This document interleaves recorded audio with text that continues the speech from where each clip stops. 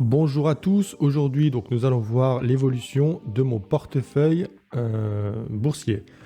Donc les bénéfices en 2022 ils sont négatifs, moins 15 901 euros, c'est ma perte pour 2022. Mais depuis que j'ai commencé ma chaîne, depuis 2020 à peu près, bénéfice total 6 672 euros, donc je reste malgré tout en positif. La valeur actuelle de mon portefeuille 66 536 euros, donc ça a énormément baissé, forcément il y a 15 900 euros de moins.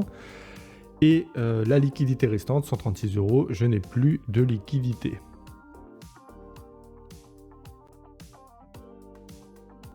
Donc les événements marquants de mon portefeuille pour ce mois-ci, c'est donc aucune liquidité et c'est un portefeuille toujours peu diversifié. Nous allons voir ça juste après.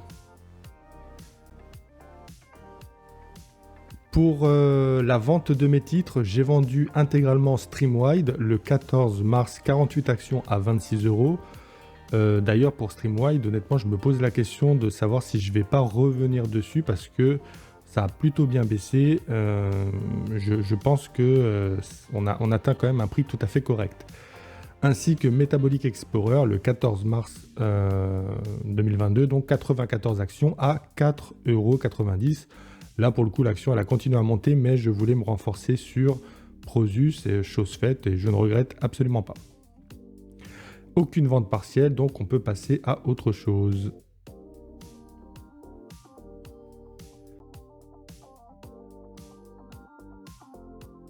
S'agissant de mon nouvel investissement, donc Century Community, 90 actions à 45,46 euros le 7 avril.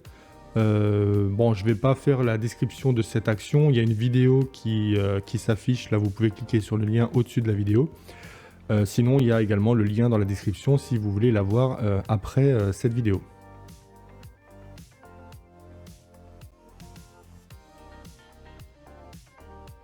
L'investissement et la valorisation actuelle de mon portefeuille. Donc, on a Prosus.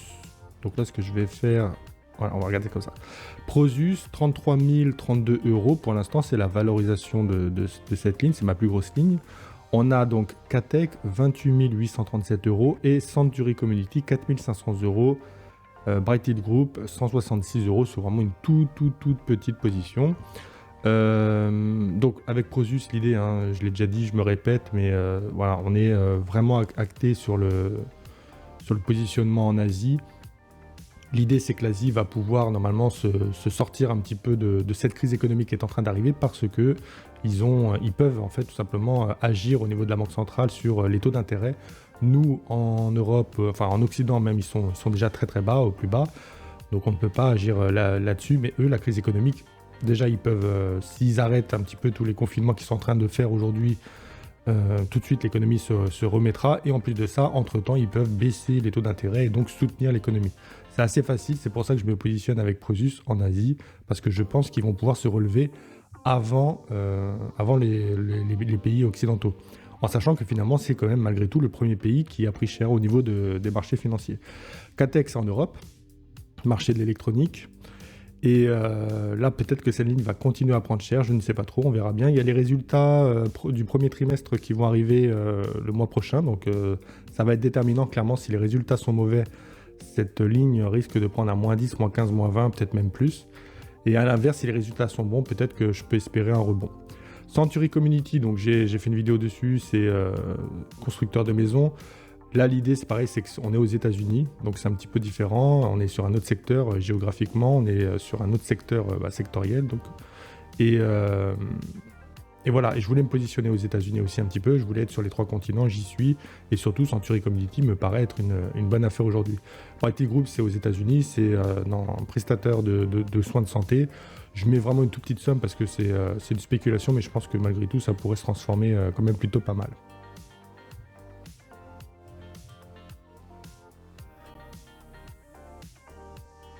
L'évolution de la valeur de mon portefeuille. Donc, comme on peut le voir, début 2022, j'ai commencé avec 81 773. Ça n'a fait que baisser. Et du coup, aujourd'hui, je me retrouve avec 66 672 euros. La ligne verte, c'est l'apport que j'ai réalisé. Donc, tant que je suis au-dessus de cette ligne verte, je suis en positif. Mais ce qu'il ne faut pas, c'est que cette ligne-là passe en dessous de ma ligne verte. Ça peut arriver, on verra bien. La liquidité en début 2022, donc j'étais à 60 euros. J'avais récupéré beaucoup de liquidité en janvier. C'est pour ça d'ailleurs que finalement j'avais peu perdu. Et derrière, petit à petit, j'ai commencé à remettre de l'argent. Et ce qu'on voit, c'est qu'en avril, en fait, suite à la baisse donc, de mon portefeuille, suite à la baisse également des marchés financiers, j'estime qu'il y a des opportunités d'achat et donc je n'ai plus de liquidité. Et c'est pareil, je n'ai pas envie d'être liquide parce que voilà, avec la guerre, c'est un petit peu compliqué. Je pense que ça a changé vraiment toute la donne et l'inflation maintenant, elle est causée donc par une hausse du prix de l'énergie, notamment à cause de la guerre en Ukraine. Et donc, il y a fort à parier que l'inflation va continuer, même si derrière, on a une déflation, une baisse des prix ou une récession même sur tout le reste. On peut avoir une récession globale en fait sur toute l'activité, mais avoir une inflation qui continue.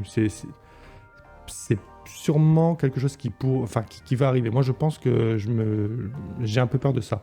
Et c'est pour ça, d'ailleurs, que je voulais vendre mes 2 appartements. Pour l'instant, je ne les vends plus, je les mets plus en vente, parce que je pense que l'immobilier peut très bien surperformer les marchés financiers pendant un certain temps.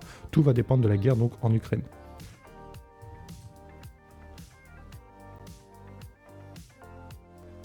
Mes objectifs pour 2022, ils étaient simples. Avoir une révolution positive de mon portefeuille d'au moins 10%, on n'y est pas du tout. Battre mon record mensuel des bénéfices, on n'y est pas du tout. Battre mon record annuel des bénéfices, alors là on est né très très très loin. Et grossir ma position en or physique, pareil pour l'instant je le fais pas. Pourquoi? Parce qu'il me semble que l'or aujourd'hui est quand même cher, même si ça devrait continuer à monter au fil des années.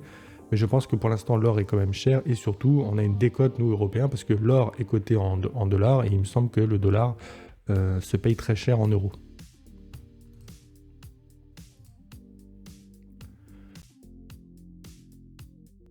Ma performance annuelle, donc en 2020, j'avais gagné 8 707 euros, ce qui m'avait fait un rendement de 17,4%, sachant que en réalité, j'avais peut-être investi seulement 10 ou 15 000 euros au cours de l'année 2020. J'avais 50 000 euros d'apport. J'ai compté la liquidité pour calculer le rendement parce que ça fait partie finalement de la faiblesse que j'ai eue en tant qu'investisseur, c'est de ne pas avoir investi plus en 2020. Donc j'ai gagné que 17,4% sur le budget total de l'investissement que j'aurais pu réaliser. En 2021, j'ai gagné 13 796 euros, donc belle amélioration, 23,5% de rendement. Là encore, malheureusement, j'avais encore de la liquidité, moins qu'en 2020, mais j'en avais toujours trop. Et malheureusement, ma grosse erreur en 2020 et 2021, c'est de ne pas avoir investi suffisamment fort au moment où je pouvais. Et en 2022, là j'investis fort et forcément c'est pas la bonne année, mais ça c'est pas grave. Je pense avoir trouvé de bonnes opportunités quand même, l'avenir nous le dira. Et pour l'instant je suis en perte de 15 901 euros, ça veut dire moins 18,5%. J'espère que la vidéo vous aura plu. N'hésitez pas à me poser des questions si vous en avez, moi j'y répondrai et je vous dis à très bientôt pour de nouvelles vidéos.